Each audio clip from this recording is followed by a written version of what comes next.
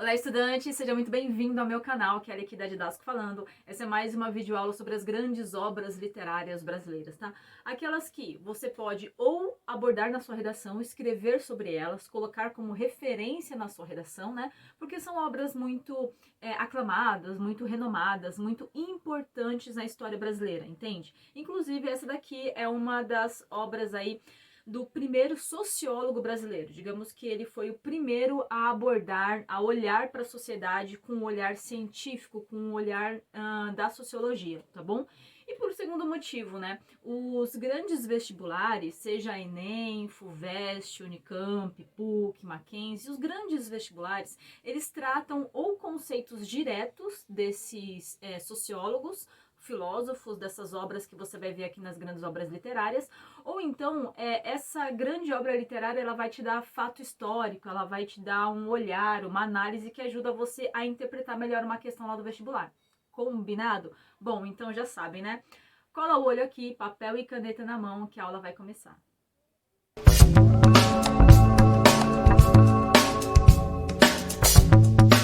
E antes de começar essa videoaula, eu quero te dar dois recados super importantes, tá? Primeiro recadinho.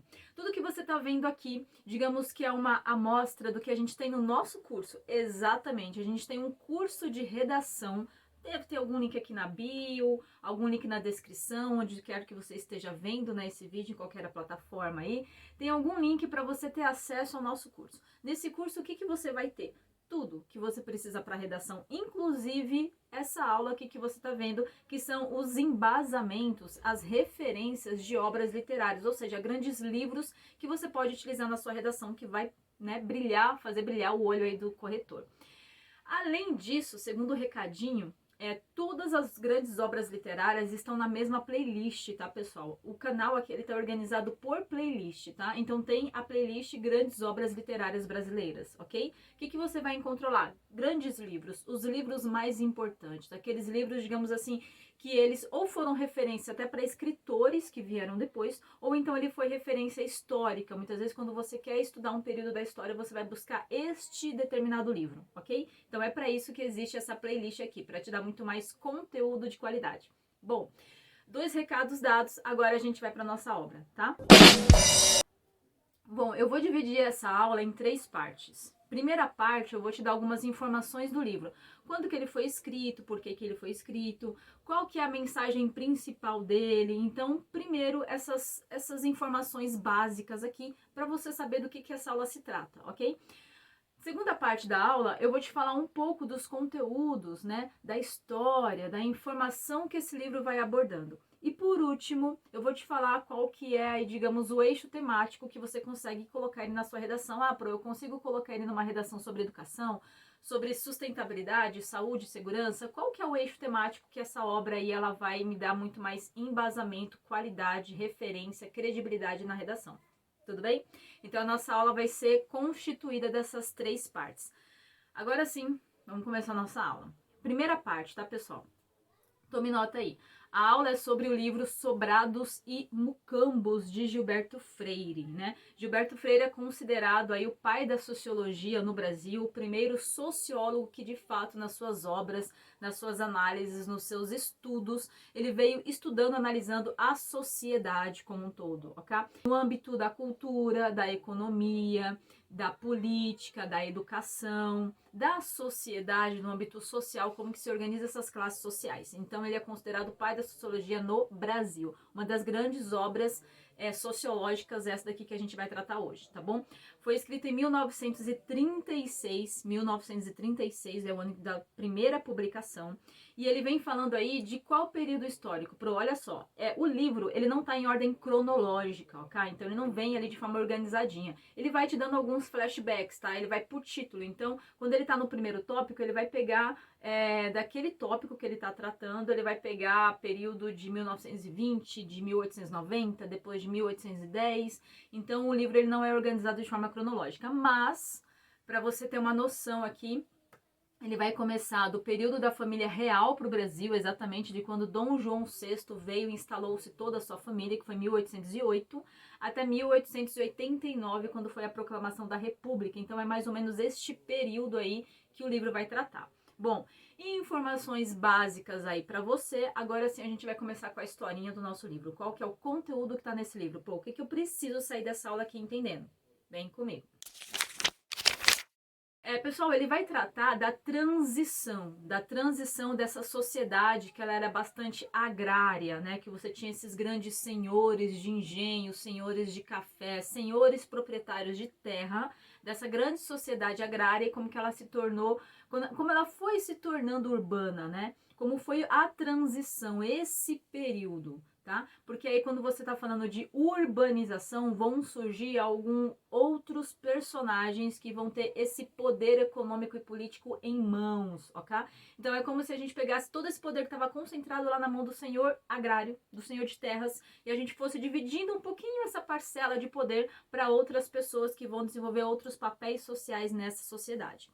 Fez sentido aí? Bom, pra gente começar, são 10 capítulos do livro, cada capítulo ele vai falando de um tópico. Então eu vou pegar essas ideias gerais pra gente analisar aqui e vá tomando nota que os pontos são super importantes. Sim! Primeiro, pessoal, ele vai falar sobre essa paisagem social. Sim, ele vai analisar como que eram essas casas, né? A gente está transitando de casas grandes para sobrados. Nas casas grandes, essas mulheres elas ficavam muito no papel doméstico, elas quase não tinham acesso à rua, elas eram tratadas como um bibelô ali, digamos, um objeto frágil, né? E agora com esses sobrados, a mulher ela tem acesso à varanda, ela tem acesso ao quintal. Onde é que eu tô? Então ela vai se aproximando do ambiente das ruas, do ambiente público, do ambiente social. A gente começa a ler e fala, nossa, só isso vai fazer diferença? Sim, isso vai fazer muita diferença. Ele aborda essa sociedade a partir da sua forma, a partir de como que ela é desenhada, como que ela é formada, por isso paisagem social. E o que influencia isso, Pro? Tome nota aí, a abertura dos portos. Quando ele fala da abertura dos portos, então a gente vai dar muito mais força pro comércio, tá? Vão ter bastante homens aí migrando, digamos, aquele setor agrário de produção da agricultura para um setor mais comerciário, tá? Então aqui vão surgir os mercadores, os comerciantes, os mascates, vão surgir os profissionais liberais. Quais são eles? Os médicos, aqueles indivíduos que eles começam a formar os seus negócios, os donos de farmácias, donos de mercados, donos de boutique, ele fala donos de secos e molhados, que são mercearias, né? Peixarias, digamos assim, ou seja, são todos aqueles profissionais liberais que são eles os detentores dos seus próprios meios de produção. Olha como a sociedade começa a mudar aqui. E uma mudança muito drástica, né? Porque antes eu tô na terra, o meio de produção é do senhor do engenho. Se eu começo a produzir uma atividade, uma profissão que sou eu que exerço ela, então os meios de produção acabam sendo ou o meu conhecimento básico, o meu bacharel, a minha formação profissional, ou então eu vou formando dinheiro, eu vou formando capital para que eu mesma seja dono do meu próprio, digamos ali, do meu próprio meio de produção, tá?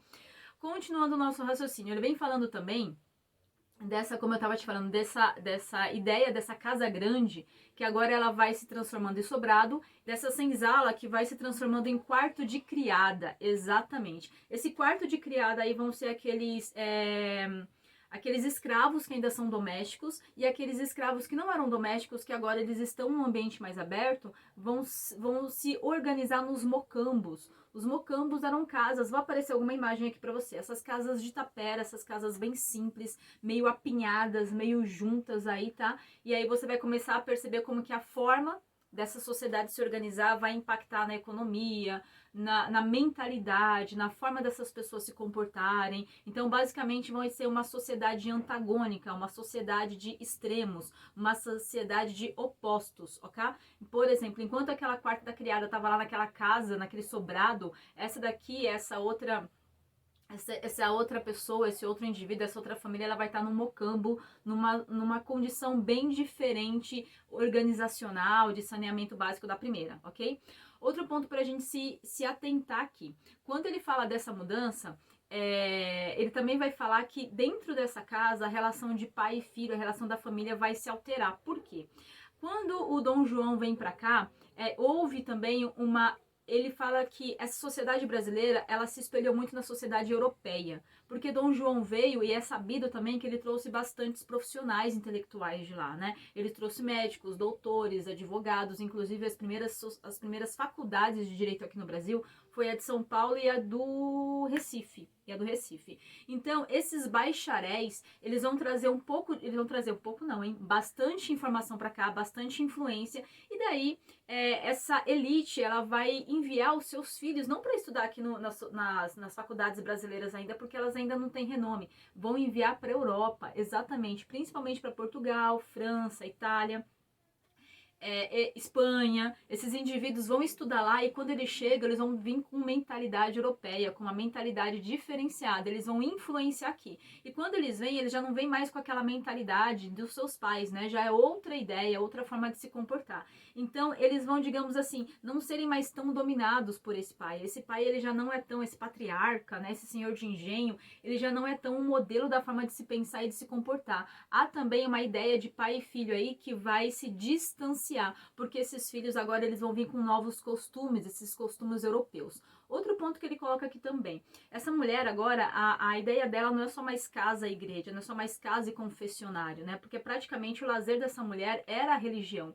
Ele falou que agora o lazer dessa mulher vai ser o teatro, vai ser os bailes de máscaras, né? Lembra que lá na Europa, nesse período, a gente tá na Belle Époque. O que é a Belle Époque? É quando essa elite, ela sai aí dos seus, digamos, do seu território fechado, e ela vai principalmente agora começar a frequentar ambientes sociais, ambiente da elite, né? E esses ambientes são bastante de lazer. Então a mulher agora ela não tem só o lazer como a religião, como os confessionários. E nessa ideia a igreja ela perde poder, anote isso daí, tá? A igreja perdendo poder, pessoal, ela perde a sua influência na sociedade, ela perde um pouco, digamos, esse pedaço dessa pizza que era, digamos, de total influência dela. Deus me defenderá.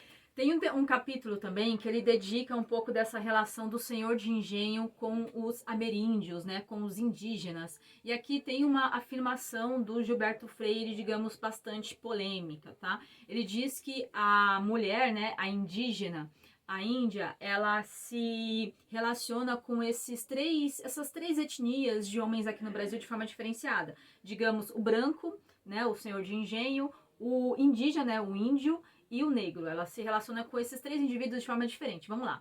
Ela fala que pro indígena, essa índia, né, essa mulher, ela se entrega por obrigação.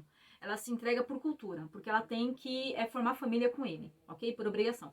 Pro homem branco, fala que ela se entrega por uma relação de poder, ok? Porque ela quer ali, digamos, ela quer dizer que ela também está começando a entrar naquele círculo social, ok? E pro negro falar que ela se entrega por prazer, exatamente. Era de se imaginar. Aqui é um momento que ele é bastante criticado por essa ideia, porque tem vários outros livros, várias outras obras que falam que essas mulheres elas não se entregavam, né? Isso era uma relação muito à força, né? Então é nesse momento aqui que ele é um pouquinho criticado. Continuando, indo pro finalzinho do nosso enredo aqui, como eu estava te falando que é uma sociedade de bastante antagonia, então vamos fazer um resumão desse livro aqui, o que era antagônico, tá? Coloque aí, se de um lado você tinha a casa grande se transformando em sobrado, aqui você tem a senzala se transformando em quartos de criadas ou então nos grandes mocambos, ok? Se você tinha de um lado os católicos fervorosos da igreja, do outro você tinha os grandes xangôs, né, que é os líderes religiosos, os espaços religiosos aí da religião influenciada e trazida pelos negros africanos, ok? Se de um lado você tinha a casa, né, que era um ambiente mais da elite, um ambiente cultuado, ou seja, as mulheres aqui elas começaram a criar o costume de se organizar, se juntar para um chá da tarde, que era uma influência da Europa, ok? Por outro lado aqui você tinha as ruas elas eram um grande local de encontro, digamos, da galera, da população que não fazia parte da elite, tudo bem? Se de um lado você tinha esses meninos da elite que eram bem comportados, que eram bem vestidos, bem educados, tinham uma educação europeia, do outro você tinha esses moleques, né? Esses moleques que eram mal comportados, que não tinham educação, que não tinham bons modos. Não me diga! Então você percebe que tudo era muito antagônico, tudo de elite, não existia um meio termo? ponto final importante aqui para a gente tratar nessa obra. Lembre que quando a gente fala de sociedade patriarcal agrária, o poder político, econômico, cultural está na mão do senhor das terras, ok? Seja o senhor do engenho lá do açúcar ou o senhor do café, tudo bem? Os grandes barões do café, né? E no momento agora, nessa transição, nesse início da urbanização do Brasil, esse poder, como eu te falei, ele vai sendo dividido entre os vários profissionais, os médicos, os bacharéis, os donos de negócios. Essas pessoas, elas vão também começando a separar os passeios públicos, as ruas, o espaço público que a elite ela frequenta é um espaço público mais reservado. Ele fala que é cheio de grades, cheio de portas, de portões, né? São essas pessoas mais engravatadas, dos chapéus, né? E dos bem vestidos. E outro que é um espaço totalmente aberto, já são as pessoas, digamos, de uma classe social bem mais humilde, né? É a classe social da base da pirâmide social. Ou seja, esse grande senhor de terras, ele vai perdendo poder nessa paisagem social, nessa transição social de agrário para urbano, ele vai perdendo poder para todos esses outros patriarcas, esses homens que vão aqui exercendo os outros papéis sociais, outras profissões, tá? Principalmente os bacharéis, que é a influência dessa educação se formalizando aqui no Brasil. Então, pessoal, a última parte da nossa aula agora. Legal, Pro, já entendi que essa transformação, esse começo de urbanização foi principalmente tirar o poder de uma mão e colocar na outra e que isso influenciou em toda a sociedade, né? Exatamente. Em qual temática, Pro, eu consigo tratar esse livro? Pessoal, principalmente tecnologia, porque a gente está falando de urbanização, então a gente está falando de comércio, a gente está falando de capitalismo comercial, está falando de começo da industrialização, né? Um comecinho, a mecanização no Brasil, da gente tirar essa sociedade que era muito agrária, muito amadora e colocar ela numa situação mais moderna, digamos assim, né? Pense que lá na Europa a gente já está com a Revolução Industrial há quase 50 anos na mão, e aqui a gente está começando a sentir os primeiros resultados, as primeiras consequências disso. Então, tecnologia, educação, eu falei bastante para você da questão dos bacharéis, da questão de esses filhos irem estudar na Europa e trazerem novos conhecimentos para cá, minoria social, o quanto que o fim, né, a abolição da escravatura em 1888 não aproximou-se, isso só distanciou, e por último, não menos importante, a questão da saúde, porque afinal de contas eles começam agora nessa urbanização a cuidar muito mais do saneamento básico, da higienização das ruas, da distribuição de água, de energia. Agora começa, digamos, essa questão sanitária, ela se organizar, começar a se organizar. Bom, aula entregue para você. Comenta aqui se você tem alguma outra sugestão de alguma outra obra. Eu vou vir com o maior capricho entregar para você. Conteúdo, pessoal, é sempre pra gente compartilhar, né? Pra gente multiplicar isso para essas pessoas. Então, se essa aula ela fez sentido para você, se ela te ajudou a olhar a questão de outra forma, se você, digamos aí, abriu sua mente para outros tópicos, se veio até com outros questionamentos, ou seja, se ela te deu alguns insights, se a aula valeu a pena, compartilha. Compartilha para aquele amigo, para aquela amiga que você sabe que também tá precisando dar um up aí nesse período histórico do Brasil. E claro, curte esse vídeo, compartilha, se inscreve no canal. Cada vez que você interage com a gente, esse conteúdo vai ser dividido com mais pessoas que assim como você também estava precisando. Combinado? Pessoal, agora sim, muito obrigada por hoje. Espero mesmo ter colaborado. E vai lá, gabarita essa prova.